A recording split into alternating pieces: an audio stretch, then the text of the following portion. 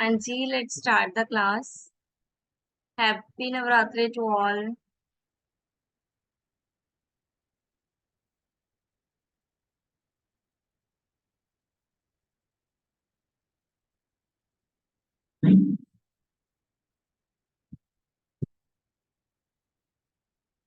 हाँ जी, हमने कल प्रोफेशनल, बिजनेस एंड एम्प्लॉयमेंट तीनों का डिफरेंस पढ़ लिया था। नेक्स्ट हम जा रहे हैं एमएसएमईज पे। एमएसएमईज यानी कि micro and small scale industries. ठीक है, स्मॉल एंड मीडियम इंटरप्राइजेस। तो ये कैसे पता चलेगा कि ये स्मॉल इंटरप्राइजेस हैं? Nature of the activity of the enterprises क्या होंगी? Investment in plant and machinery excluding lands and building for enterprises engaged in manufacturing and production process or preserving of goods। ठीक है, वो बोल रहे हैं लैंड और बिल्डिंग को छोड़कर। ठीक है, लैंड और बिल्डिंग को छोड़कर बाकी सारा जो लेबर, लैंड और एक्टिविटी है वो सब किस में लगी हुई है? मैन्युफैक्चरिंग में लगी हुई है। तो हम उसको क्या मान लेंगे? वो मैन्युफैक्चरिंग एंटरप्राइजेस है। ठीक है, और जो जो इसका सारा काम सर्विसेज पे लगा हुआ है, ठीक है, जो सारी सर्विसेज पे रेंडेड है, यानी कि सर्विसेज एक्टिविटीज को देख रही है, ट्रांसपोर्टेशन, लोन, ठीक है, इन सब में लगी हुई है लैंड और बिल्डिंग को छोड़कर, देन उसको हम क्या मान लेंगे? वो सर्विसेज एंटरप्राइजेस मान लेंगे। ठीक है, अब माइक्रो, स्मॉल एंड मीडियम तीन तरह की इंडस्ट्रीज हैं। तीनों कैसे पता चलेंगी कि इनमें फर्क क्या है? माइक्रो क्या होगी? नॉट एक्सीडिंग 25 lakhs, जो 25 लाख से एक्सीड नहीं करती। ठीक है, जिसकी कैपिटल 25 लाख से एक्सीड नहीं करती है और टर्नओवर 10 लाख से। ठीक है, 25 और 10, और फिर 25 से ज्यादा पर 5 करोड़ से कम, तो वो क्या हो गई? स्मॉल। इधर सेम 10 लाख से और 5 करोड़ तक, 5 करोड़ सेम ही है दोनों का। ठीक है, 25 और 10 एक याद कर लिया, उसके बाद दोनों का 5-5 करोड़, देन इसका 10 करोड़, इसका 2 करोड़ से ऊपर लेके 5 करोड़ तक, इसका दोनों सेम ही है। मीडियम और स्मॉल दोनों सेम ही है। इसमें 25 से 5, इससे 5 से 10।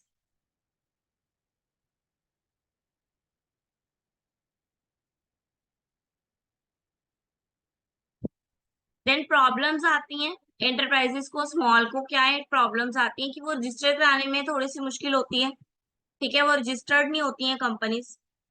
फाइनेंशियल हर्डल्स आते हैं, जैसे कि उनको लोन नहीं मिलता बड़े से बड़ा। ठीक है, अगर उनको नया सेटअप करना है लेकिन उनको बड़ा लोन जो है वो एप्लीकेबल ही नहीं होता। देन इम्पोर्टेंस क्या है? ये हमारी इंडस्ट्री सेक्टर की बैकबोन है। ठीक है, स्मॉल स्केल इंडस्ट्रीज वो इंडस्ट्रीज होती हैं जो रॉ मटेरियल प्रोवाइड करती हैं। ठीक है, जो स्मॉल स्केल में रॉ मटेरियल प्रोवाइड करती है। अब अगर मान लो रॉ मटेरियल ही नहीं होगा तो बड़ी बड़ी कंपनियां वर्क कैसे करेंगी? इसलिए ये बड़ी कंपनियों के लिए क्या है? एक तरह की बैकबोन है। ठीक है, ये 30% ऑफ जीडीपी कंट्रीब्यूट करती हैं और 45% एक्सपोर्ट में कंट्रीब्यूट करती है। ठीक है, एम्प्लॉयमेंट देती हैं ये लोगों को। जितनी स्मॉल स्केल इंडस्ट्रीज होंगी एम्प्लॉयमेंट बढ़ेगी। ठीक है, और ये डायनेमिक होती है। देन क्लासिफिकेशन आ गई इनकी।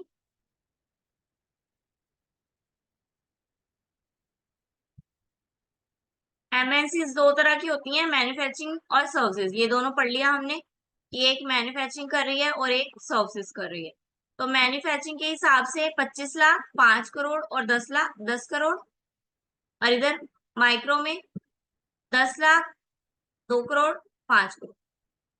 ये जो डिफरेंस है ये मैन्युफैक्चरिंग का है और ये सर्विसेज का है। ठीक है, अगर मैन्युफैक्चरिंग में है तो ये होना चाहिए और अगर सर्विसेज में है तो ये होना चाहिए।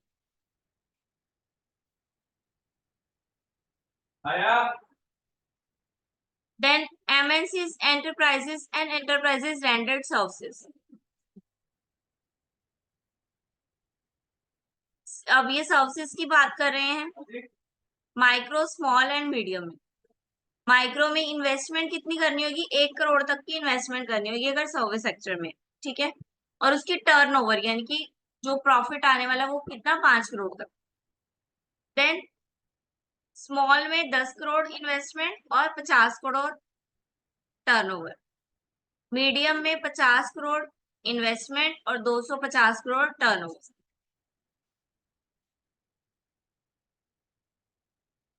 देन गवर्नमेंट के द्वारा कुछ इनिशिएटिव्स लिए गए हैं स्मॉल स्केल इंडस्ट्रीज के लिए, वो कौन से हैं, वेरी इंपॉर्टेंट, ध्यान से। फर्स्ट आ गया उद्यम। इसमें क्या है, उद्यम रजिस्ट्रेशन एप्लीकेशन, ठीक है, आधार नंबर से मैंडेटरी हो गया रजिस्टर करवाना, जिनकी भी स्मॉल स्केल मीडियम स्केल है इंडस्ट्रीज, ठीक है। तो पब्लिक सेक्टर को मैंडेटरी है कि 25% जो है वो एमएनसीज की रिक्वायरमेंट्स को फुलफिल करे, ठीक है। उद्यम में 25% जो गवर्नमेंट है वो 25% तक स्मॉल स्केल इंडस्ट्रीज की हेल्प कर रही है, ठीक है, यानी कि लोन प्रोवाइड करवाने में, ठीक है, अलग अलग फैसिलिटीज में, ठीक है। गारंटी फीस, लोन, इन्वेस्टमेंट, ये सारी स्कीम के अंदर आती है। देन सेकंड आ गई solar Chakra mission. Solar Chakra mission क्या है, is a program that aim to contribute to world Indian rural unemployment issue, ठीक है। सोलर चक्र में क्या ध्यान में रखा गया है, इसमें अनएम्प्लॉयमेंट के इशू को ध्यान में रखा गया। लाइक अगर किसी लोगों ने नया काम शुरू करना है तो उसको नया काम शुरू करने की परमिशन दी जा रही है, ताकि अनएम्प्लॉयमेंट के इशू को कम किया जा सके। Then no global tender up to 200 crore. General financial rule 2017 disallow global tender government procurement up to 200 crore, यानी कि 200 करोड़ से ऊपर के टेंडर को रिजेक्ट कर दिया जाए, 200 करोड़ से नीचे के टेंडर को ही एक्सेप्ट किया जाएगा by the government. Launch of champions portal, champion portals launch किया है ताकि स्मॉल स्केल के न्यू न्यू पॉजिटिव स्टेप्स लिए जा सके, ठीक है, उनको नई नई हेल्प दी जा सके, रॉ मटेरियल के थ्रू, लेबर के थ्रू, फाइनेंस के through. Then sub sub subordinate debt scheme, subordinate debt scheme यानी कि जो लोन है उसकी फैसिलिटी, लोन को प्रमोट करने के लिए इन स्कीम को क्या प्रमोट कर रहे हैं, इसमें इसमें डेट फैसिलिटी प्रमोट की गई है, ठीक है। 15% promotion contribution 75 lakh whichever is lower, debt अगर उसके 15% है और प्रमोशन कॉन्ट्रीब्यूट 75 लाख है, दोनों में से जो भी कम होएगा वो क्या है, उसको सपोर्ट किया जाएगा बाय द गवर्नमेंट। मतलब गवर्नमेंट द्वारा, जैसे आपने सुना नहीं था किसानों के जो लोन माफ करवा रहे थे गवर्नमेंट, वो स्कीम हो गई है, ठीक है। Then nature of Indian economy in a pre reform area.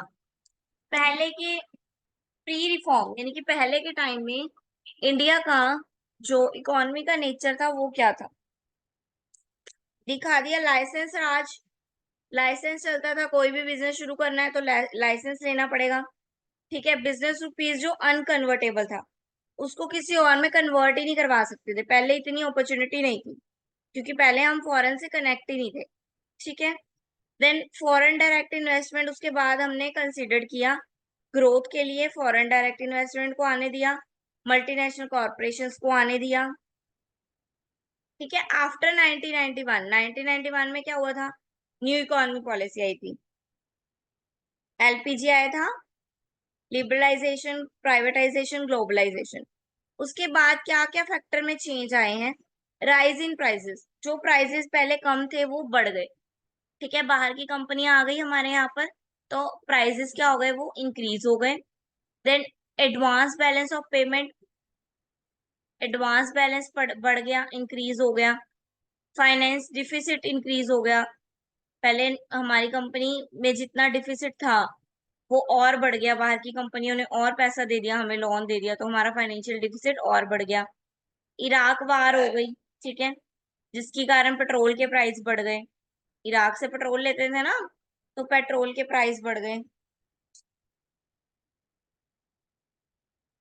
Dismal performance of PSU, ठीक है, जो भी पॉलिटिकल सोशल जो भी दिक्कतें थी वो सब बढ़ गई, ठीक है, इसकी वजह से। देन न्यू इकोनॉमी पॉलिसी, ये तो आपने पढ़ा ही है, लिबरलाइजेशन, प्राइवेटाइजेशन एंड ग्लोबलाइजेशन। कब अनाउंस हुई थी? जुलाई 24 को अनाउंस हुई थी 1991 में। ठीक है, कि इंडिया क्या है अब, न्यू इकोनॉमी पॉलिसी लेके आ रहा है, liberalisation, privatisation and globalisation. Liberalisation क्या था? Licence free India. ठीक है, इंडिया को लाइसेंस फ्री कर दिया गया था। प्राइवेटाइजेशन क्या था? कि पब्लिक सेक्टर से रोल उठाकर किसको दे दिया? प्राइवेट को दे दिया, यानी कि कोई भी अपना काम शुरू कर सकता है। ग्लोबलाइजेशन क्या था? कि पूरा कंट्री, पूरा वर्ल्ड जो है वो एक कंट्री की तरह बन गया है। ठीक है, कोई भी आप बाउंड्री से पार भी अब ट्रांजेक्शन कर सकते हो। मेन फीचर क्या था? डी लाइसेंस, वही बता दिया। 5 इंडस्ट्रीज को छोड़ के बाकी सारी इंडस्ट्रीज क्या कर दी थी? लिबरल डी लाइसेंसिंग कर दी थी, यानी कि हर कंपनी को राइट था कि वो, मतलब हर इंडस्ट्री को राइट था कि वो नया बाहर से इन्वेस्टमेंट करवा सकती है, सिर्फ 5 कंपनीज को छोड़कर। वो 5 कौन सी थी? उसमें आता था रेलवे आ गया एक तो, ठीक है, एक आ गया जो भी हैजर्ड गुड्स हैं, ठीक है, एक्सप्लोटेशन वाले गुड्स हैं, और डिफेंस सर्विसेज हैं, ये सब आ गया। देन पब्लिक सेक्टर में क्या हुआ? पब्लिक सेक्टर रिड्यूस हो गया। ठीक है, 17 से इसका नंबर सिर्फ 8 रह गया। ठीक है, देन सिर्फ 2 इंडस्ट्रीज थी जो सिर्फ पब्लिक छोड़ी गई, बाकी सारी इंडस्ट्रीज में प्राइवेट को राइट दे दिया कि आप आओ और यहाँ पे इन्वेस्टमेंट करो। ऑटोनॉमी और रेलवे, इन दोनों को छोड़कर बाकी सारी जो है वो प्राइवेट सेक्टर के अंडर आ गई, यानी कि प्राइवेट को राइट मिल गया कि आप यहाँ पे आके इन्वेस्टमेंट कर सकते हो। Then opening up of foreign firms, यानी कि बाहर के लोगों के लिए भी इंडस्ट्री अपनी कंट्री खोल दी गई। ठीक है, कि वो आए और हमारी कंट्री में ट्रेड करें आके।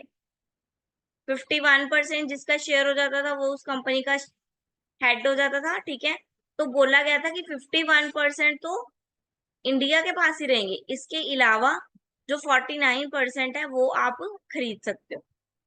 देन टेक्नोलॉजी लेके आए। ठीक है, देन MRTP आया, यानी कि कंपटीशन एक्ट 2002 को रिप्लेस करके MRT, मैनेजमेंट रिपोर्टिंग आया एक्ट। ठीक है, मैनेजमेंट रिपोर्टिंग एक्ट आया कंपटीशन एक्ट को हटाकर। देन लिबरलाइजेशन का कंसेप्ट आ गया बेटा। लिबरलाइजेशन वैसे तो आपको पता होना चाहिए। लिबरलाइजेशन क्या था? कि इंडिया को लाइसेंस से फ्री कर दिया। पहले हर चीज के लिए, हर प्रोडक्ट, हर कंपनी को अपना काम शुरू करने के लिए क्या करना पड़ता था? एक लाइसेंस बनवाना पड़ता था, लाइसेंस अप्रूव करवाना पड़ता था गवर्नमेंट से। लेकिन आफ्टर लिबरलाइजेशन ऐसा रिफॉर्म जो है वो हटा दिया गया। अब कंपनी जो थी अपने आप को जस्ट रजिस्टर्ड करवाती थी और अपना काम शुरू कर देती। पहले जब तक लाइसेंस नहीं आपको मिल जाता तब तक आप अपना काम शुरू नहीं कर सकते हो, लेकिन अब फिर ये चीज हटा दी गई। ठीक है, देन ऑब्जेक्ट क्या है? ऑब्जेक्ट सिंपल ही है, प्रमोट करना फॉरेन को, बूस्ट करना कंपटीशन को, ग्लोबल मार्केट को डेवलप करना, टेक्नोलॉजी को इम्प्रूव करना। ठीक है, बर्डन जो थे डेट का उसको रिड्यूस करना, पब्लिक सेक्टर का रोल को कम करना, प्राइवेट सेक्टर को एनकरेज करना कि वो आए आगे। ठीक है, more competition in the economy introduce करना। ठीक है, देन इसके एडवांटेज क्या है? फ्री ट्रेड हो गया, ट्रेड फ्री हो गया, इसके लिए कोई लाइसेंस नहीं लेना पड़ा। स्पेशलाइजेशन आ गई, ठीक है, जिसको जो बेस्ट आता है वो करने लगा। ऑप्टिमम यू रिसोर्सेज अच्छे से यूज होने लगे। ठीक है, काम बढ़ा तो रिसोर्सेज यूज हुए। डोमेस्टिक प्रोडक्शन बढ़ गई, लोगों ने सबने काम शुरू किए। लो कॉस्ट फंड, किसी को लाइसेंस बनवाने के लिए पेमेंट नहीं देनी पड़ती थी लाइसेंस की। ठीक है, कम पैसों में ही रजिस्टर्ड हो जाती थी कंपनी। डिसएडवांटेज क्या था? ट्रेड बैरियर जो था इन्वेस्टमेंट बाहर की कंट्री के लिए, वो खत्म हो गया अब, यानी कि कोई भी अब आके इन्वेस्टमेंट कर देता है, तो जो ट्रेड बैरियर था वो रिमूव हो गया। ठीक है, recession in one trade partner economy, hurt employees and consumer of effective economies. जो काम कर रहे थे उनको थोड़ा अलग सा लगा। ठीक है, नया काम शुरू हो गया, सब अपना अपना काम खोल रहे हैं। देन आ गया प्राइवेटाइजेशन। प्राइवेटाइजेशन मीन्स सारी कंपनीज को प्राइवेट करने का, यानी कि private transfer ownership of the public business enterprises public sector to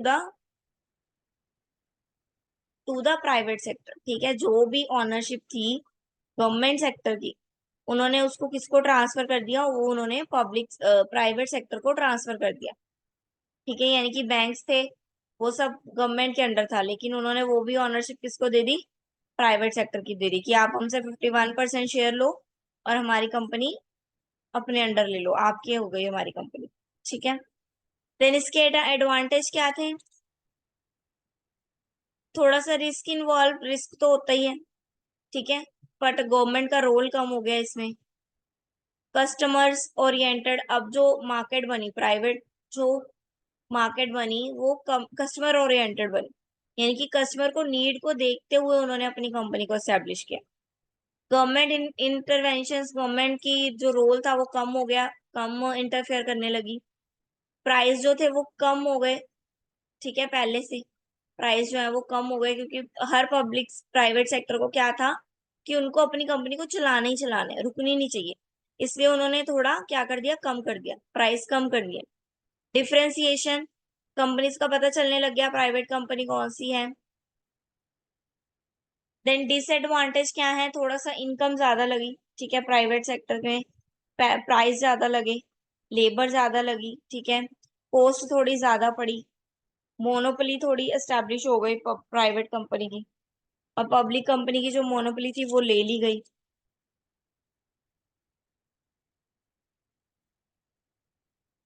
then globalisation आ गया।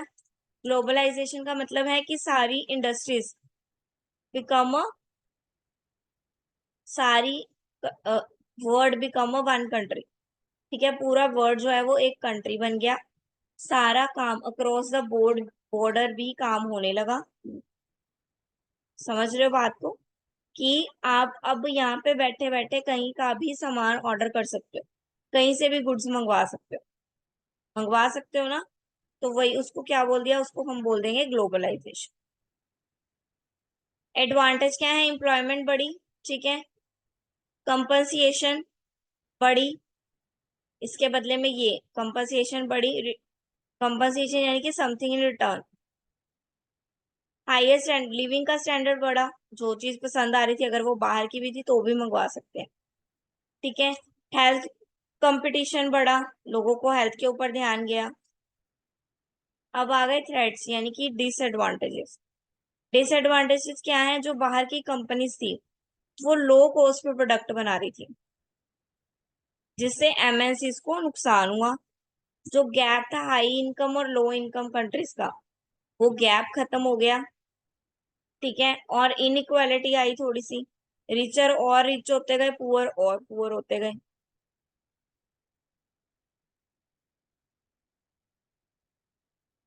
Disable worker from high wages job and decrease the demand for less skilled worker.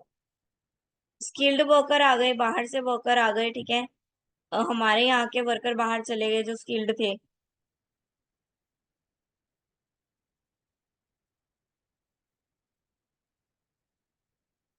Small scale industries का exploitation होने लगा। ठीक है, MNCs उनसे raw material लेने लगी, जहां वो प्रोडक्ट बना रहे थे वहां वो रॉ मटेरियल पे ही रह गए। देन आगे जी मीनिंग ऑफ इनोवेशन। इनोवेशन क्या होता है, हाँ जी, anyone, what do you mean by innovation.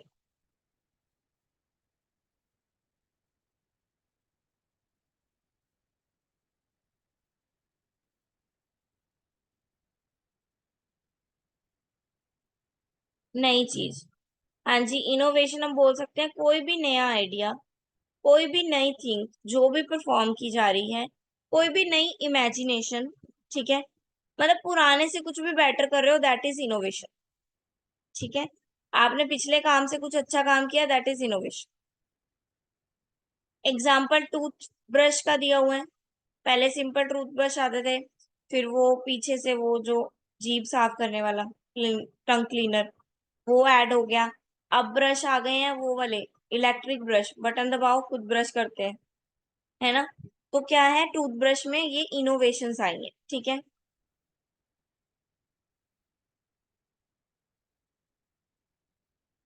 Innovation की इंपॉर्टेंस क्या है, क्यों इनोवेशन जरूरी है? क्योंकि हम टेक्नोलॉजी आरा में रह रहे हैं, तो इस आरा में हर वर्क टेक्नोलॉजी के अकॉर्डिंग होगा। तो अगर हम टेक्नोलॉजी के अकॉर्डिंग नहीं चलेंगे तो हम क्या है, पीछे रह जाए। इसलिए हर काम को करने के लिए टेक्नोलॉजी को, नई चीजों को अडॉप्ट करना ही पड़ेगा।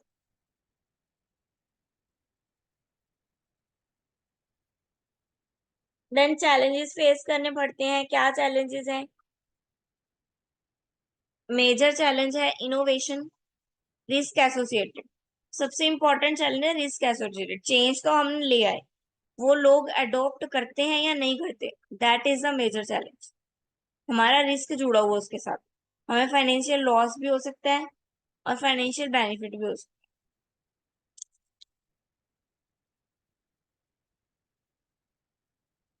देन टेक्नोलॉजिकल इनोवेशन क्या है? क्रिएटिंग और produce a new solution for a real और preserved need which is visible and can be produced,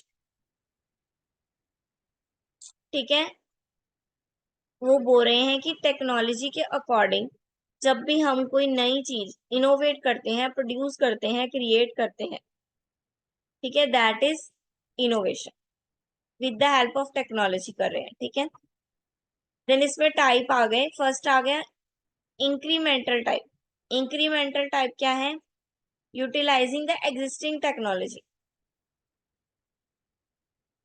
नई टेक्नोलॉजी नहीं यूज करनी, टेक्नोलॉजी वही रखनी है, कस्टमर न्यू लेके आने, ठीक है। लाइक फेसबुक, फेसबुक वही है, छोटे, जो उसको, जो बड़े लोग थे वो भी चलाते हैं, जो छोटे लोग थे वो भी चलाते हैं, जो ज्यादा एज है वो भी चलाते हैं। देन डिस्ट्रीब्यूटिव, डिस्ट्रीब्यूटिव क्या है? सीक्रेट टाइप ऑफ इनोवेशन, यानी कि सबको दिखा के नहीं की जाएगी, सीक्रेट टाइप में की जाएगी, ठीक है। ये थोड़ी एक्सपेंसिव होती है क्योंकि सीक्रेट है, ठीक है। लाइक एप्पल, ठीक है। एप्पल हर बार कुछ नया लेके आता है, न्यू इनोवेटिव लेके आता है, और वो सबको बता के नहीं लेके आता। Then architectural innovation, architectural innovation क्या हुआ? कुछ स्किल, कुछ पावर, कुछ टेक्नोलॉजी को अप्लाई करके कुछ नया बिल्ड करना, ठीक है। देन रेजिडुअल, रेजिडुअल क्या है?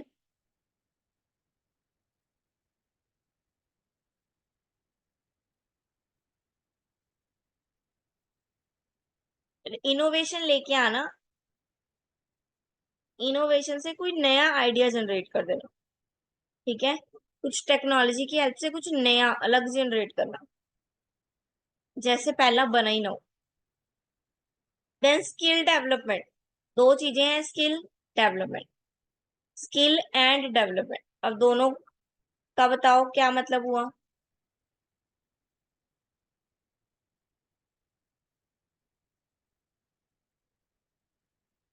Skill plus development. स्किल यानी कि जो हमारे पास होती है स्किल, जो हमारे पास ताकत क्षमता होती है, that is skill. Development means उसको और निखारना, उसका और विकास करना, ठीक है। मान लो मुझे मेहंदी आती है थोड़ी बहुत, ठीक है। अब मैं मेहंदी में दूल्हा दुल्हन बनाना सीख रही हूँ, तो मैं क्या कर रही हूँ, मैं अपनी स्किल को डेवलप कर रही हूँ। स्किल मेरे पास है, स्किल मेरे पास है कि मुझे मेहंदी लगाना आता है, मैं उसको डेवलप कर रही हूँ। डेवलप कैसे कर रही हूँ? उसमें कुछ न्यू सीख रही हूँ,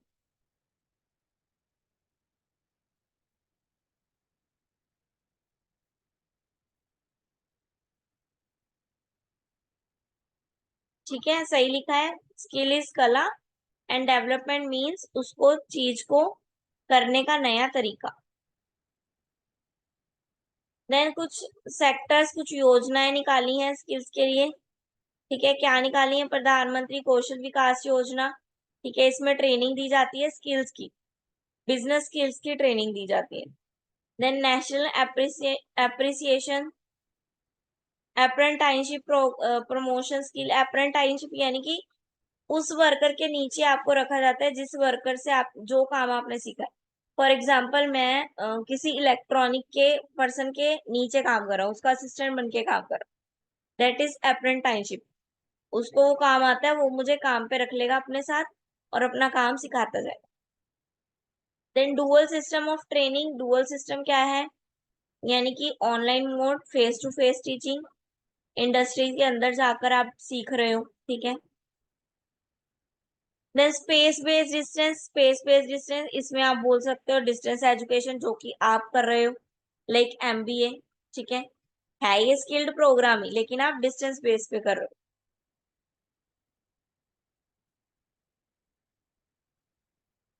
देन ये पढ़ लो, national skill discipline corporation, NSDSC, क्या लिखा है इसमें, पढ़ो जरा।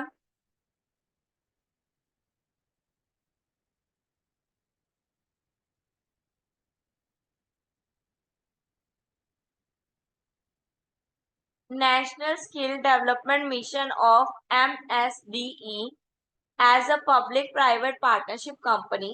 The aim to of NSDC is facilitate the skill landscape in the India.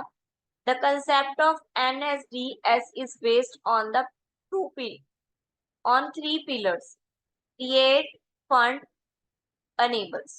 ठीक है। नेशनल स्किल्स है, इसमें क्या कर रहा है, पब्लिक और प्राइवेट दोनों सेक्टर आगे आ रहे हैं और परफॉर्म कर रहे हैं। ठीक है, परफॉर्म क्या कर रहे हैं, वो नए स्किल्स को लेके डेवलप करना चाह रहे हैं। तो इसके 3 स्टेजेस हैं, कौन से हैं? फर्स्ट है create, quality vocational training create करना, फिर उसको प्रोवाइड करवाना एलिजिबल फंड्स में, यानी कि ज्यादा फंड्स में नहीं, जितना फंड्स वो रिक्वायर्ड हो उतना ही। देन सपोर्ट अनेबल, यानी कि वो सिस्टम जो है वो सबको अनेबल करवाना, कि सब लोग इस सिस्टम के थ्रू अपनी स्किल्स को बढ़ा सकते। देन इनके ऑब्जेक्ट जो होते हैं मोस्टली सेम होते हैं, ठीक है। प्राइवेटाइजेशन, ग्लोबलाइजेशन, इन सब के सब्जेक्ट जो हैं वो सबके मोस्टली सेम है एक दूसरे से। एडवांटेज वो तो आप बना ही सकते हो एडवांटेज, ठीक है। देन विजन क्या है इसका? विजन है skilled man power across the existing gap between the demand and supply of skill. जो स्किल का गैप है वो कंप्लीट करना। हम ट्रेनिंग दे रहे हैं नए पर्सन को, तो नए पर्सन में स्किल्स आ जाएंगी, स्किल्स आ जाएंगी ना उनमें नई।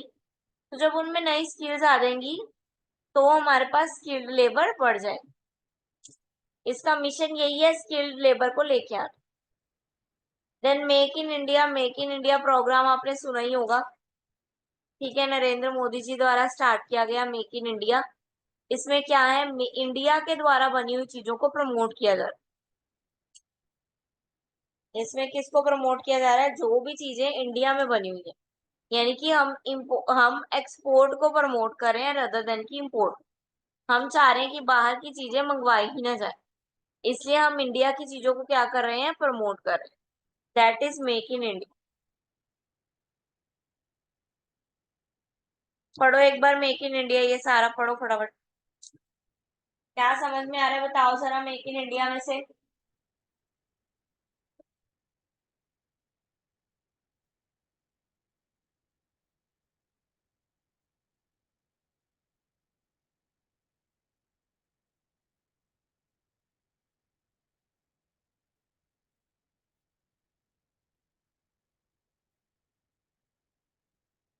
हाँ जी, पढ़ लिया मेक इन इंडिया।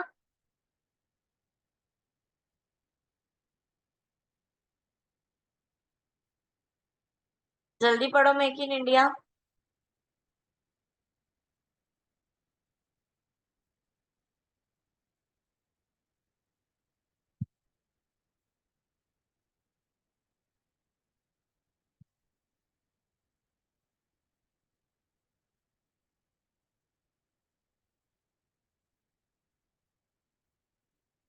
डन।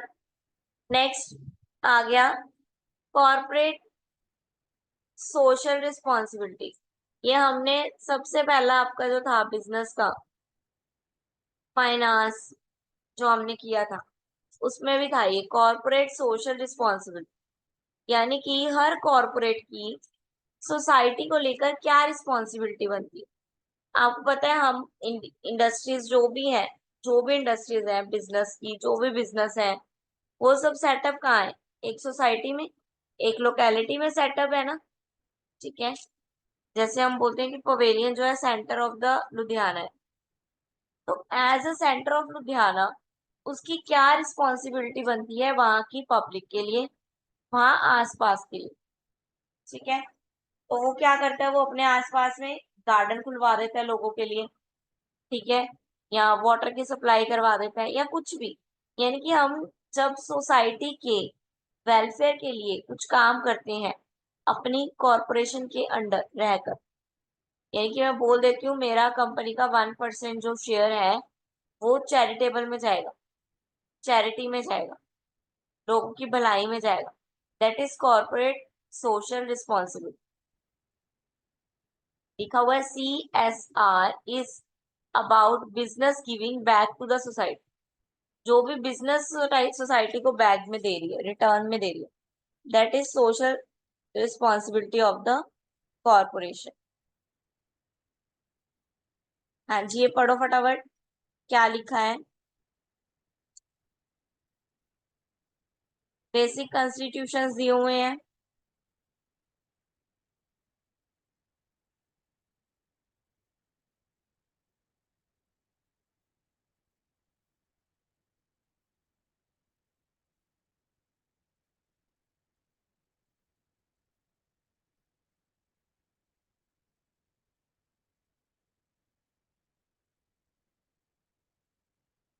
हाँ जी, पढ़ा। बेसिक्स पढ़े कि जो भी डिजायर चेंज है सोसाइटी की, इन्वायरमेंट इंप्रूवमेंट है, वो सब करना। देन टाइप आ गए। टाइप क्या है? यानी कि हमारी रिस्पॉन्सिबिलिटी किस किस के लिए। सोसाइटी के लिए रिस्पॉन्सिबिलिटी है हमारी, गवर्नमेंट के लिए रिस्पॉन्सिबिलिटी है, शेयर होल्डर्स के लिए है, एम्प्लॉयज के लिए है और कंज्यूमर के लिए। सोसाइटी के वर्ड्स हमारी क्या रिस्पॉन्सिबिलिटी है? ठीक है, सोसाइटी के लिए यानी कि मॉरल और एथिकल स्टैंडर्ड हो हमारे, ज्यादा एक्सप्लोटेशन ना करें हम रिसोर्सेज की। गवर्नमेंट के लिए टैक्स प्रॉपर पे करें। ठीक है, जो भी गवर्नमेंट ने रूल रेगुलेशन लगाई है उसको फॉलो करें, जो लो है उसका गलत इस्तेमाल ना करें। शेयर होल्डर के लिए क्या है, उनको जो रिटर्न मिलना चाहिए वो टाइमली उनको रिटर्न दें। उनको जो भी इंफॉर्मेशन हमारी कंपनी से चाहिए वो उनको ट्रांसपेरेंसी दें। ठीक है, अकाउंटेबिलिटी दें कि वो कोई भी इंफॉर्मेशन ले सकते हैं हमारी कंपनी से। अब एम्प्लॉयज के प्रति क्या है, हेल्थी वर्क इन्वायरमेंट दें, फेयर वेजेस दें, उनकी वेलफेयर के लिए काम करें, स्टैंडर्ड ऑफ लिविंग दें थोड़ा सा अच्छा। कंज्यूमर के लिए क्या है, क्वालिटी प्रोडक्ट दें, प्राइस फेयर होना चाहिए। ठीक है, एक्सप्लोटेशन नहीं होनी चाहिए कंज्यूमर की, कंपटीशन फेयर होना चाहिए, जो प्रॉमिस कर रहे हो उसके अकॉर्डिंग काम करना है। देन ये कुछ मॉडल्स आ गए SLR के, SCR के। फेडरमैन मॉडल 1962 to 73 आया था। इसमें क्या कर गया, perform is duty well, is perform social as well as moral duty. ठीक है, अपनी ड्यूटी को सही से करना ही आपका मेन धर्म है। ये था फेडरल का, फेडमैन का। देन एकरमैन आया। एकरमैन क्या बोल रहा है, गोल और एथिक के साथ रहकर।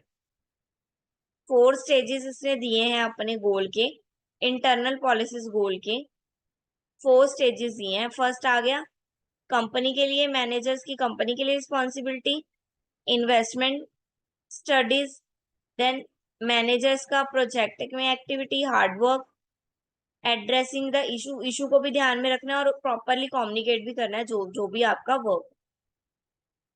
Then corporate citizenship model. Corporate citizenship model क्या है, 4 कंडीशन पे बेस है। कंसिस्टेंसी, सेटिस्फेक्शन, सेटिस्फेक्शन प्रॉपर होनी चाहिए, इकोनॉमिक परफॉर्मेंस सस्टेनेबल होनी चाहिए, एथिकल एक्शन प्रॉपर लेने चाहिए और बिहेव प्रॉपर अच्छा होना चाहिए। Then stock and share holder model. Stock and share holder में मेन शेयर होल्डर को ही दिखा रहे हैं कि गुड और एथिक बिहेव करना है सोसाइटी के प्रति, ट्रांसपेरेंसी रखनी है। देन न्यू मॉडल आ गया। न्यू मॉडल में स्ट्रॉन्ग पुअर, एथिक और दूसरी तरफ फाइनेंस। जहां फाइनेंस भी स्ट्रांग है और एथिक बिहेवियर को भी स्ट्रांग रखा जा रहा है। वहां पे CSR यानी कि जो भी हमारी कॉर्पोरेट रिस्पॉन्सिबिलिटी है वो क्या है, पॉजिटिव रहेगी। जहाँ पे फाइनेंस पुअर हो गया लेकिन एथिक स्ट्रांग है, तो भी CSR क्या है, वो नेगेटिव रहेगी। एक चीज भी पुअर हो गई तो नेगेटिव, तीनों में सेम आ गया। एक चीज भी पुअर हो गई तो नेगेटिव, और दोनों चीज पुअर है तो नेगेटिव तो है ही है। देन नेटवर्क मार्केटिंग आ गया। नेटवर्क मार्केटिंग आप समझ सकते हो, एक से एक को जोड़ना, एजेंट बनाने वाली मार्केटिंग, उसको हम नेटवर्क मार्केटिंग बोलते हैं। ठीक है, आप मेरे से प्रोडक्ट लो, आप फिर देन आगे प्रोडक्ट बेचो, देन आगे आगे, वो हो गया नेटवर्क मार्केटिंग। देन फ्रेंचाइजी आ गया। फ्रेंचाइजी किसको बोलते हैं, गुड्स एंड सर्विसेज। जब हम किसी और कंपनी का सेम टू सेम बैकग्राउंड ले लेते हैं, जैसे कि मैकडोनल्ड्स।